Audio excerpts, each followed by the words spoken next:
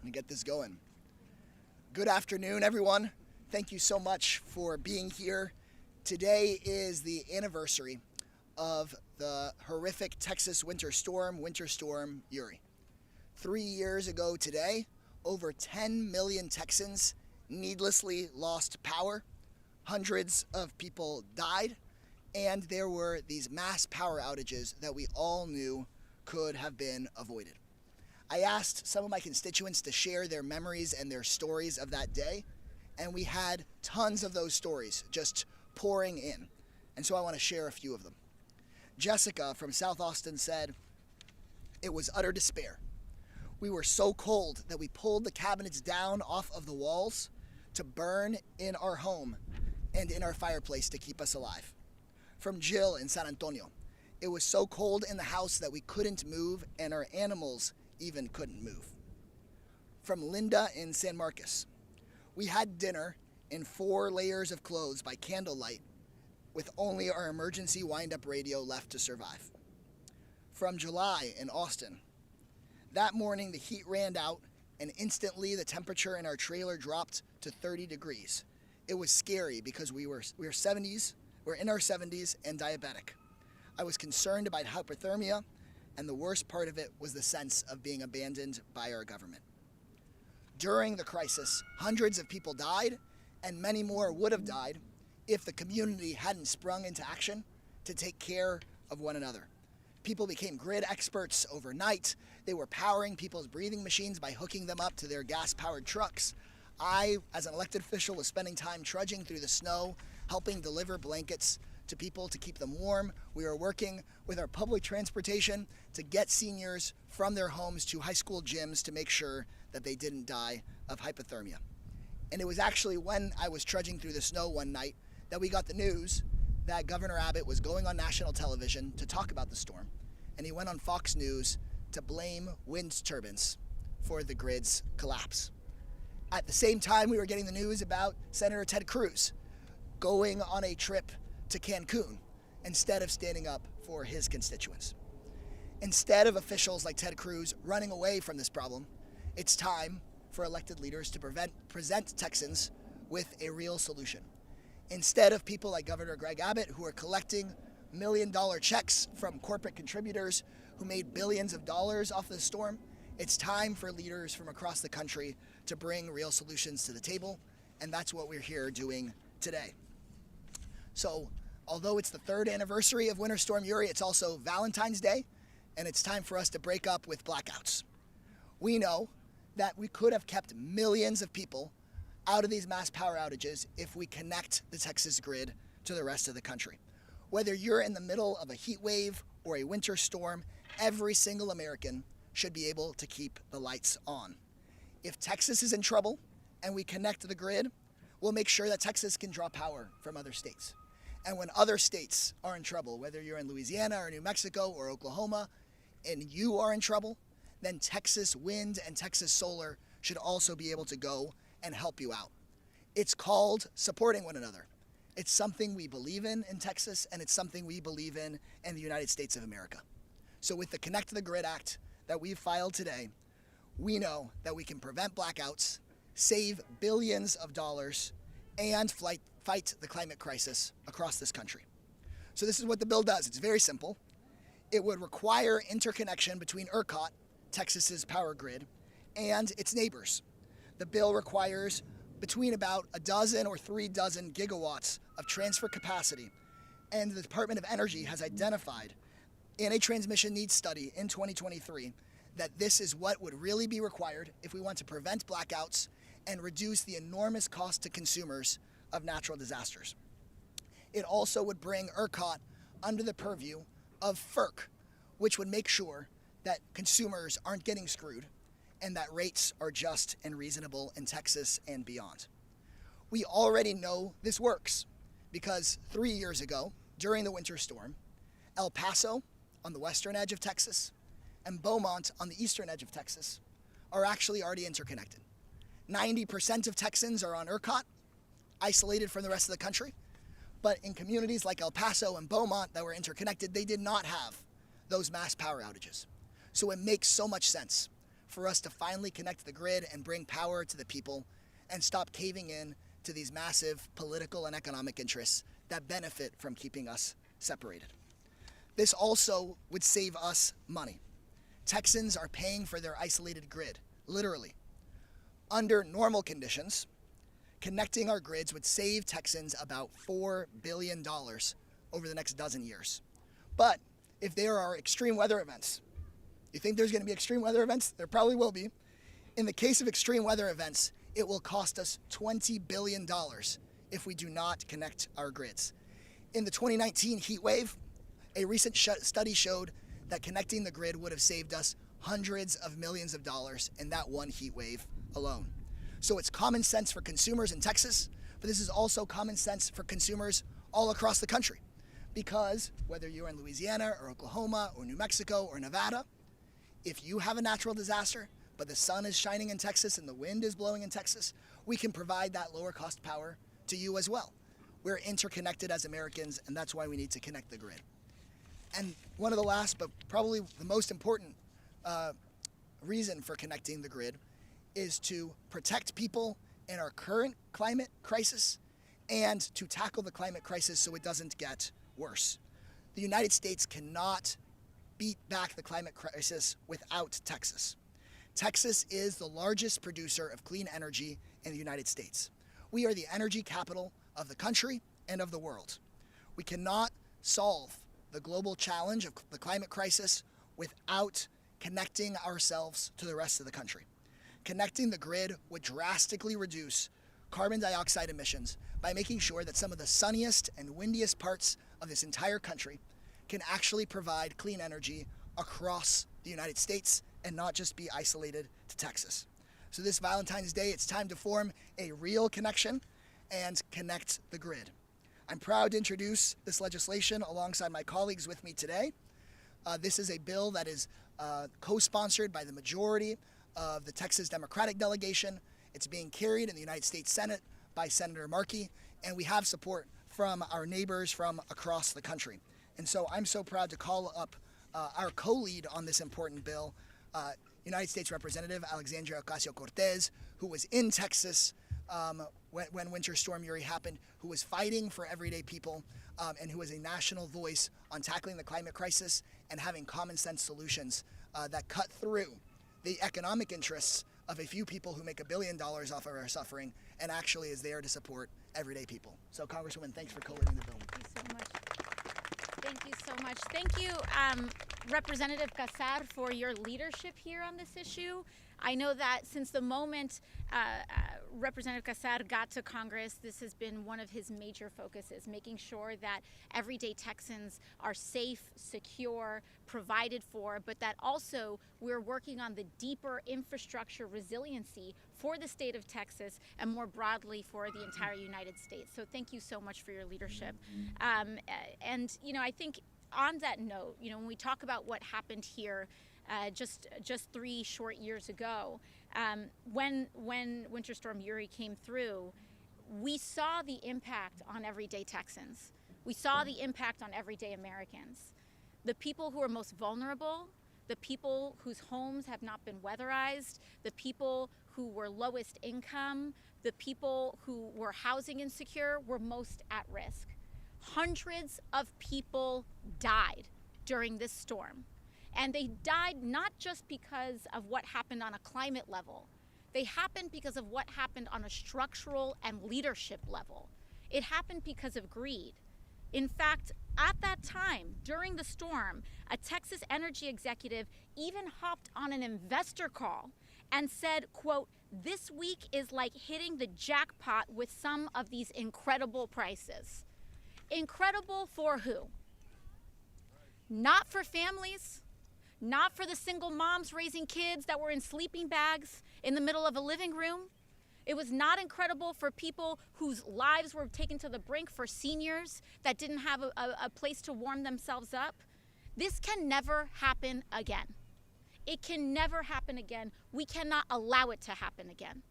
But the only way that we prevent this from happening again is by standing up to those same executives that call that situation incredible. And the way that we do that is by connecting the Texas grid with the rest of the United States of America. Texas has so much to offer, and despite some of their elected Republican leadership, has actually been a leader in wind and solar energy production. They can help support the grid of the rest of the United States, but most importantly, when the Texas grid starts to falter, we can help our fellow Americans too. That is what the importance is in connecting our grid here as well. During that time, one of my closest friends was actually giving birth during the freeze. She had to deal with a 1-2-day-old infant, as so many other Texans had to deal with, or Texans that were chronically ill, or oxygen dependent, or in any other way their lives were on the line in a power outage during such a critical time. But I want us to remember what right after that storm felt like. Because while there was an abandonment in much of that leadership, while some senators went off to Cancun, everyday Americans stood up and they helped each other.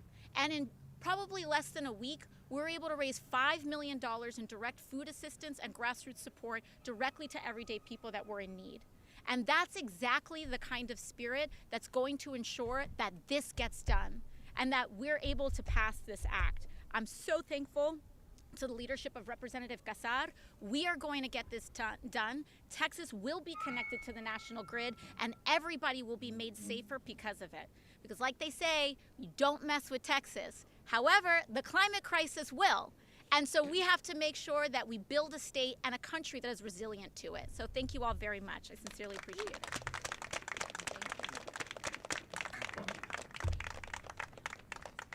And now one of the states that we will connect to when we pass the Connect the Grid Act. We want to connect to the east, connect to the west. My very good friend, U.S. Representative Troy Carter. Thank you, Greg. First, a huge thank you to the leadership. Representative Casar hit the ground running and has been a force in the United States Congress since joining us. I'm honored to be here today to join with the Connect the Grid Act, which promises to revolutionize our power infrastructure and safeguard our communities, our economy, and yes, our planet. At its core, the Connect Grid Act it's about responsibility. It recognizes the vulnerability exposed in the events of the winter storm Uri, where millions of Texans were left in the dark with no hope, with no help. We know that in Louisiana alone, we've seen where people survived the storm, but couldn't survive the prolonged time without access to electricity. We know that people require it for our seniors. We know that they're required for our children. We know they're required for their medication. We know they're required for their food.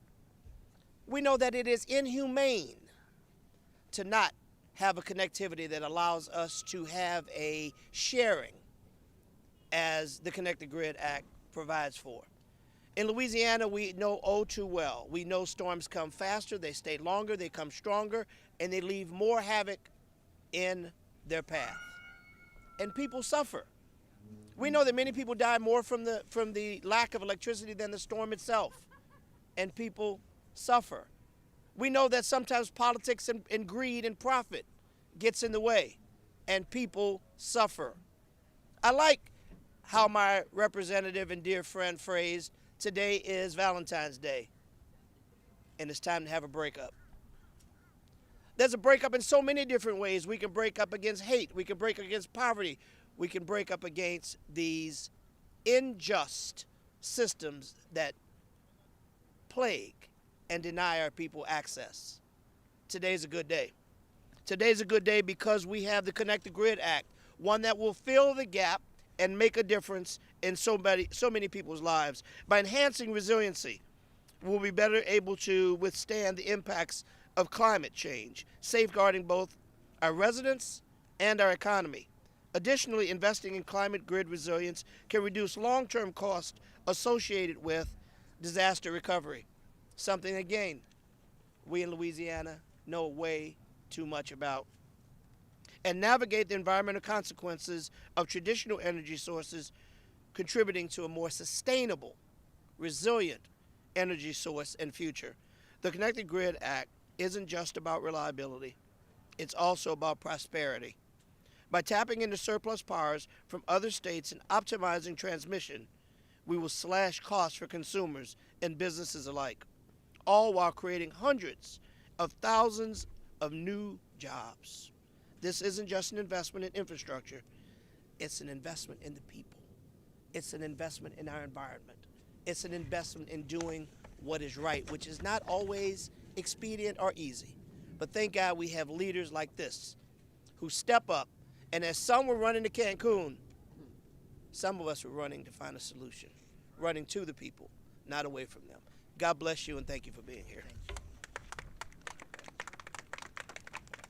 Thank you, Congressman Carter, and we know how much people in New Orleans and all of Louisiana have learned to be resilient in the face of real challenges, and your support for the people of Texas means so much. I grew up making sure that we were taking care of so many people that came over from Katrina.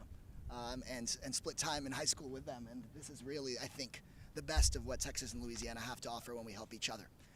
Now I'm proud to call up Matthew Davis, who is Vice President of Federal Policy at the League of Conservation Voters, because, as the Congressman mentioned, this is good policy for preventing blackouts, it's good policy for creating good union jobs, and it's also really critical policy for the environment and for our planet. Thank you so much, Congressman Casar and other representatives here who are co-sponsoring the Connect the Grid Act. I will keep it very short. My name is Matthew Davis, and I am the Vice President of Federal Policy at the League of Conservation Voters. As other speakers have said here today, this bill is essential for connecting Texas to the rest of the country and the rest of the country to Texas. The benefits of improving our inter-grid connections are multitude. As the Congressman was saying, it's important for affordability. It's important for getting clean energy to where people need the clean energy. It's important for reliability and to help in severe storms. We know that climate change is making those storms more intense, stronger, knocking out power for longer periods of time for more people, and those burdens fall on those less fortunate. Coming together and connecting the grids here in Texas and around the country will be essential to tackling the climate crisis, delivering clean, affordable energy to folks who need it and deserve it. And we fully support this bill and other efforts to make interregional connection a requirement and a strength of our country and of our electricity grid. Thank you so much to the Congressman and to all of those co-sponsoring and speaking here today. Thank you again. Thanks so much. Next, I'm excited to pass the microphone along to another great supporter and original co-sponsor of the bill. Although he represents so many of our constituents to the north of Texas, I know that Congressman Cleaver has deep roots and family in Texas because we really are one family across this country, and that's why if we're interconnected and caring with one another, we should have our infrastructure and our power grid interconnected as well. So, Congressman Cleaver, take it away. Thank you, Congressman Casar. I was born and raised, educated in Texas. I have family members primarily in the Dallas-Fort Worth area, but all the way down into East Texas around Nacogdoches. And so you can see why, or maybe I should tell you why I was so outraged at the response of the Texas government. Because as I recall, the governor said this was caused by a marriage between a rattlesnake and an owl, or some kind of crazy thing that caused this. And it is absolutely sinful for people to put profit over people.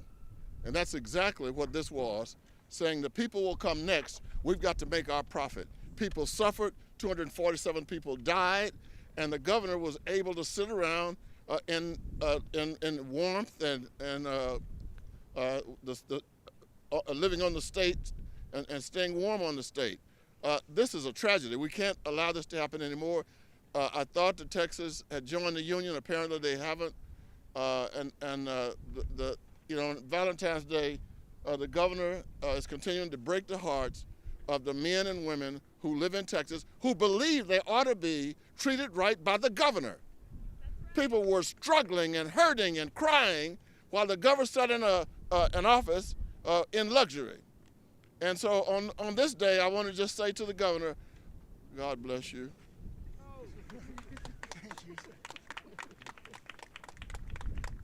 Thank you, Reverend, and thank you, Congressman. And a real leader during the winter storm who helped her community recover, who's been through hurricanes and explosions and tragedy, but always is there to make sure we're doing the right thing to protect people. Honored to call up my friend and colleague, Congresswoman Sheila Jackson-Lee. Thank you. It is an honor and privilege to be here with my neighboring congressperson. I'm going to be like a snow bunny and leave everything that I have on, including my big helmet on because it's cold. But just imagine for the state of Texas what kind of cold it was for families whose basic housing was not suitable for the kind of cold weather that we faced, who basic housing may not have even had, if you will, central heating, and were used to being heated by heaters and various single room heating type of equipment. I remember being out, Congressman, in the streets in Fifth Ward, Texas, and a family member ran up to me because I was out giving out blankets and water.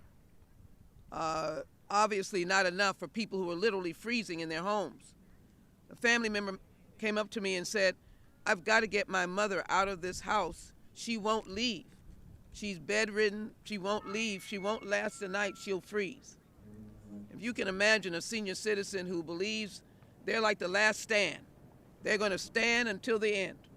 That's what we made. That's what the governor made our seniors do, our families do, our young families with children who had to gather those families up to get them out of this freezing cold conditions. And it was only after working with the EMS, the paramedics, and talking to this elderly lady that we were able to move her by ambulance to get out of that house and to get to a hospital to be warm so that she would not die that night. How many other circumstances that did not end up, Congressman, in those circumstances where people actually died? And so we know that 10 million Texans lost power, 246 people died, $100 billion in economic damages, and of course, the gigawatt dysfunctional. ERCOT failed us. The members of the board of ERCOT failed us. They didn't even know what happened. And all of these years, we had the my way or the highway attitude for the state of Texas.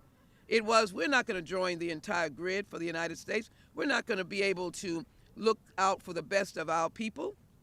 We're going to go my way or the highway. We're going it alone. We've got our energy.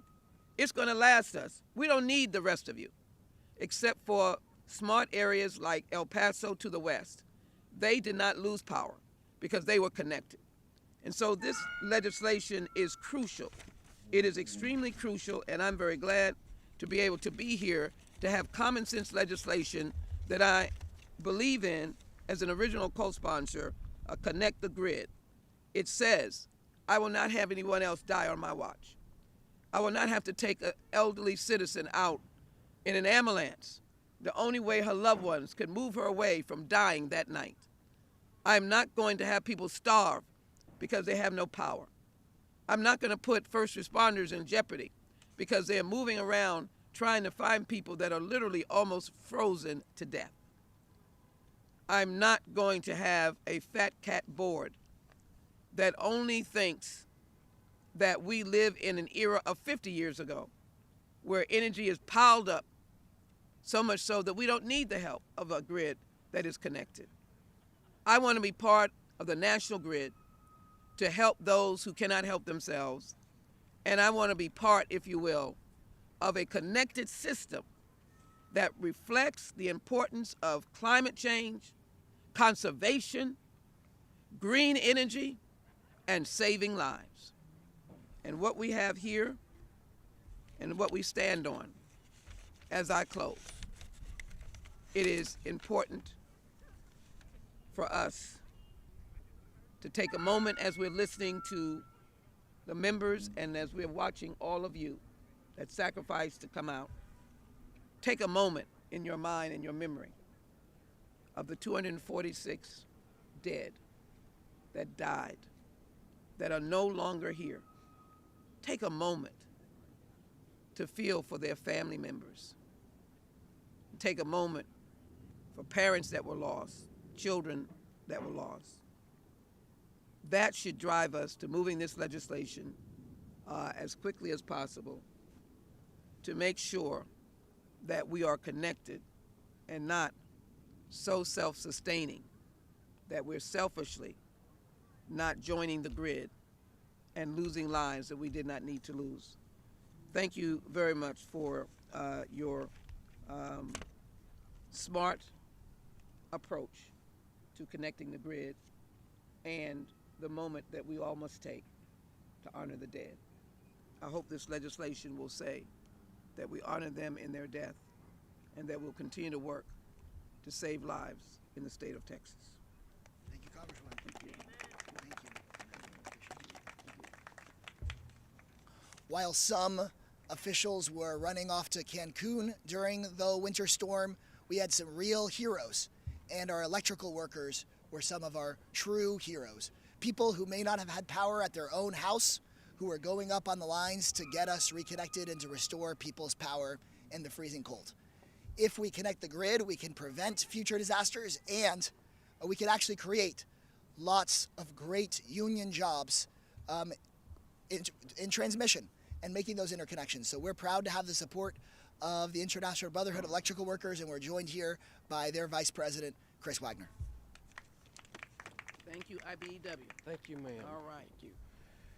Thank you for the opportunity to speak this afternoon. I want to thank my good friend, Congressman Casar, for his leadership on this issue that is critical to the IBEW members in Texas and to all Texans who lived through Winter Storm Uri.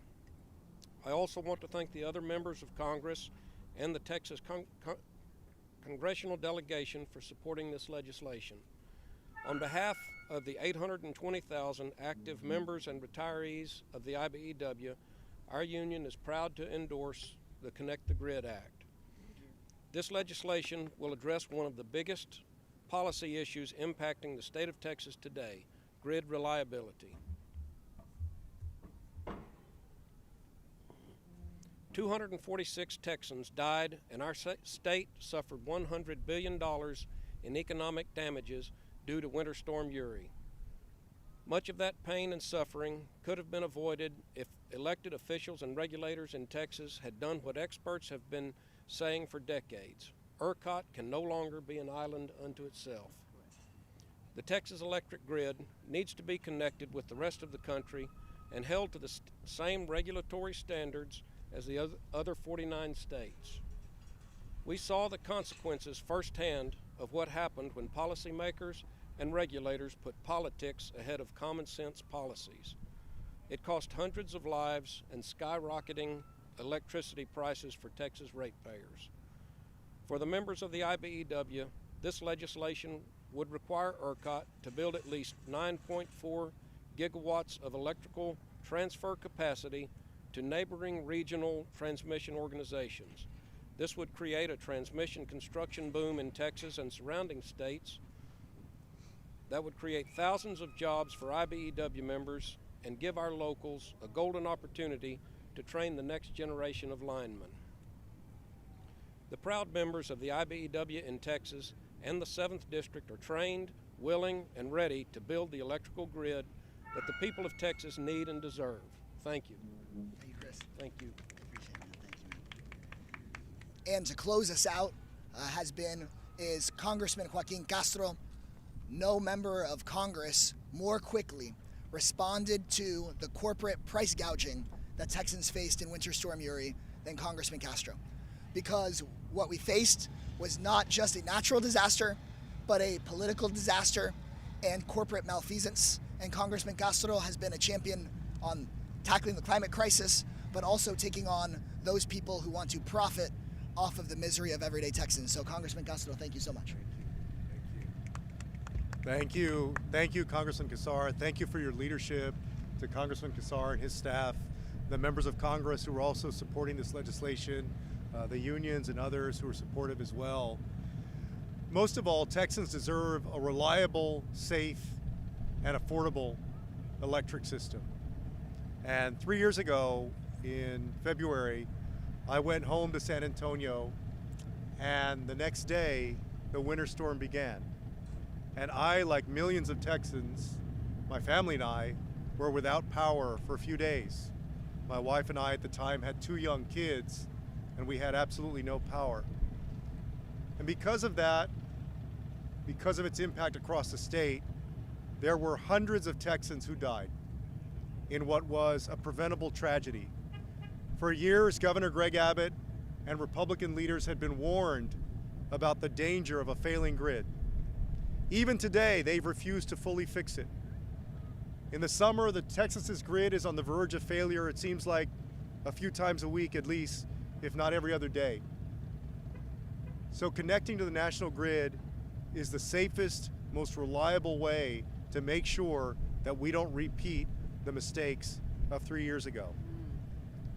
Unfortunately, the governor also has run ERCOT like a boondoggle and a fiefdom, making sure that those who oversee it are often cronies with no experience in managing energy systems, making sure that his cronies have nice contracts in the energy markets. And in fact, Congressman Casar spoke of price gouging. There were a handful of favored companies that made billions of dollars off of the suffering and the sacrifice of Texans during that winter storm. We can't let that happen again. This legislation will make sure that we go in a different direction, a more positive direction for the people of Texas, and I'm proud to support it. Thank you, Congressman. And I told you we were about to wrap up, but we've got an encore here. We have original co-sponsors from the majority of the Democratic delegation in Texas. You've heard from folks in Houston, you've heard from folks in Austin, you've heard from folks in San Antonio. Proud to call up my colleague and friend, Congresswoman Jasmine Crockett from Dallas. You can tell our staffers are here. We pay them to do that. Nevertheless, this piece of legislation is so profoundly important, and it's so deeply personal to me. Many of you know that both Congressman Casar and myself were both freshmen in the U.S. House, but what many of you may not know is that back when we had that fatal winter storm, I was a freshman in the Texas House. And I was freshly sworn in, and I can recall in that February getting phone calls from constituents telling me things such as that my seniors did not have water so that they could take their medication, telling me that they were freezing. I partnered up with various for-profit organizations. I must say that they came through in the time of need. We made sure that we got blankets. We made sure that we got water. We got the very basics, but honestly, that's not the job of a state representative. That's just me being a public servant. But this bill will do what our governor won't do. We will take care of Texas when the people that are unfortunately sitting in power in Texas refuse to flex that power for the good of the people. There should never be a circumstance, not in this country, especially in the state that is the largest energy producer in the country.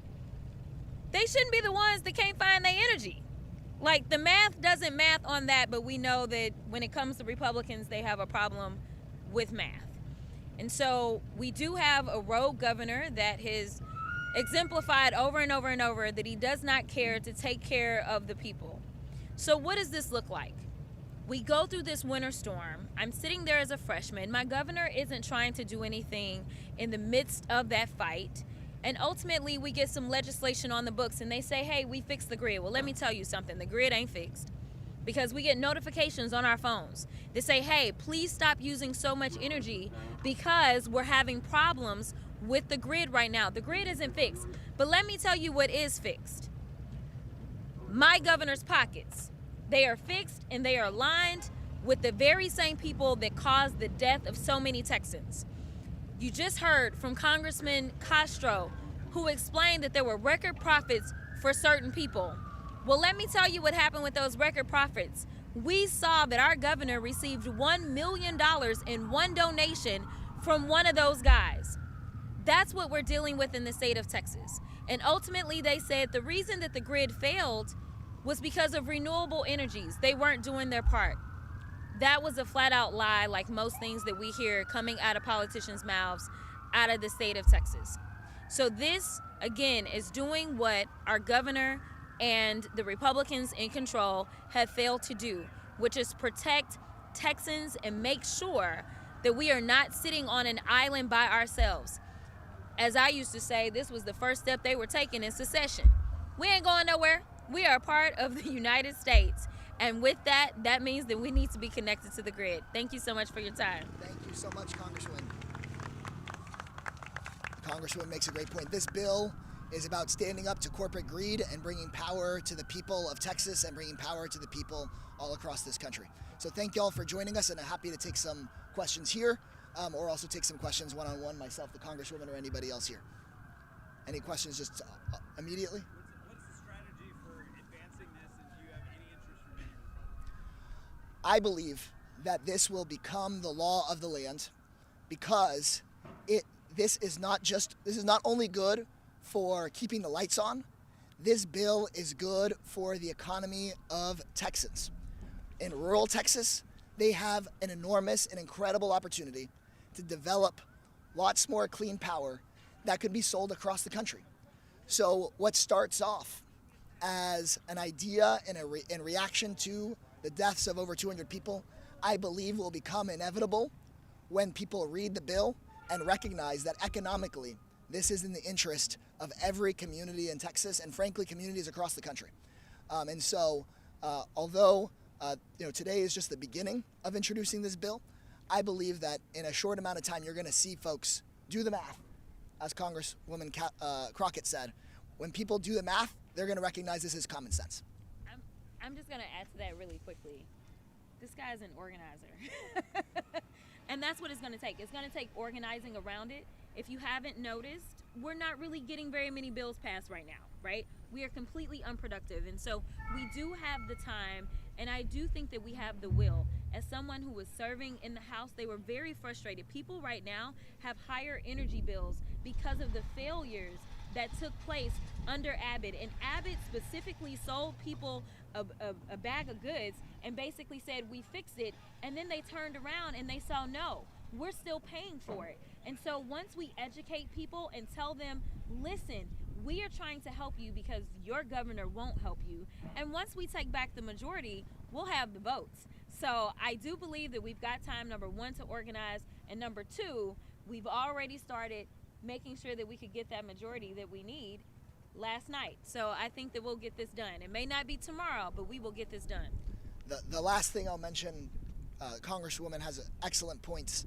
The last thing I'll mention too is there's a lot of interest in the U.S. Congress around electric transmission.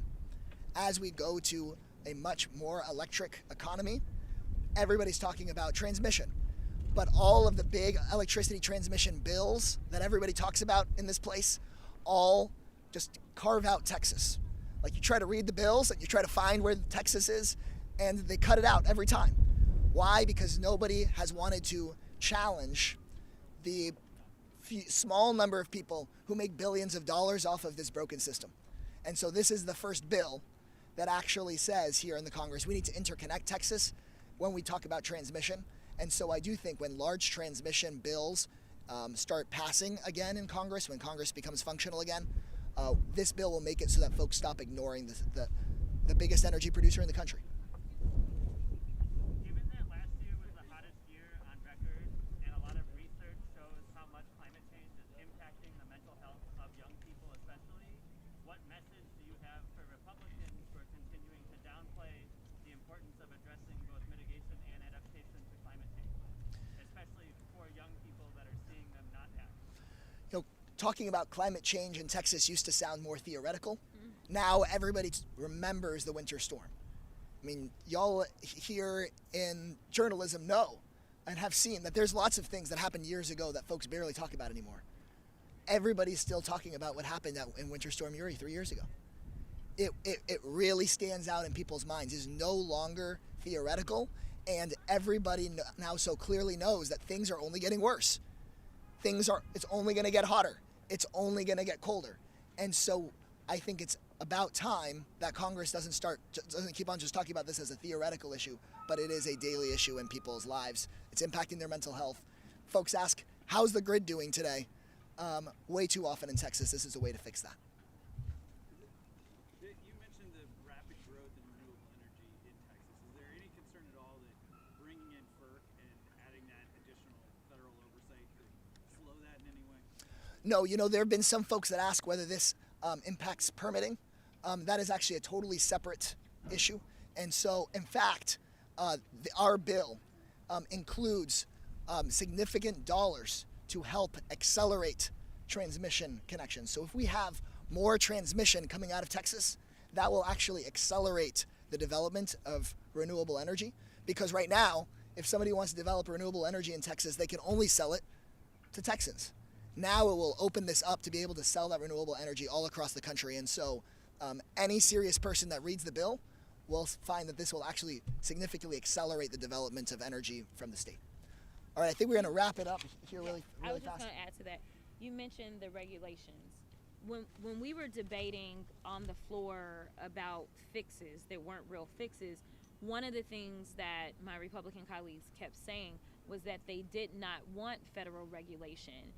But what they weren't saying is that we most likely wouldn't have had the failures if there were federal regulations in place. The problem was that in Texas, it really is the Wild Wild West. And so they operate on the fringes.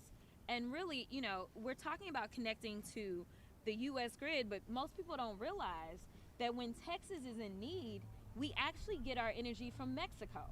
And so it's not that we don't have the ability to connect up to something else. They just don't want to deal with the federal regulations. And those that were making money did not want to pay the money to be in compliance to that type of level. But we could have saved lives. They chose dollars over people for sure. And what happened with Mexico, so for everybody that's always like America first, that's not what we're doing, not in Texas. Mexico was also under a deep freeze. So it was literally the perfect storm where the temperatures were dangerously low in Texas throughout the entire state, as well as Mexico. So Mexico said, good luck, but we're going to hold on to our energy. So that is the beauty of having us all interconnected, because just because we're experiencing a deep freeze in Texas doesn't mean that Florida's going to have one, or Chicago, or wherever, and we can hopefully pull from somewhere else. It's a balancing act. But they've decided that they were going to balance with Mexico as our backup. In addition to that, we're saying Texas, but El Paso isn't linked in with that same grid. El Paso is on the real grid. So El Paso was fine. It was the rest of us in the state of Texas. And so we need to follow El Paso's lead. All right, thank you guys so very much, and I'll be around to answer any individual questions.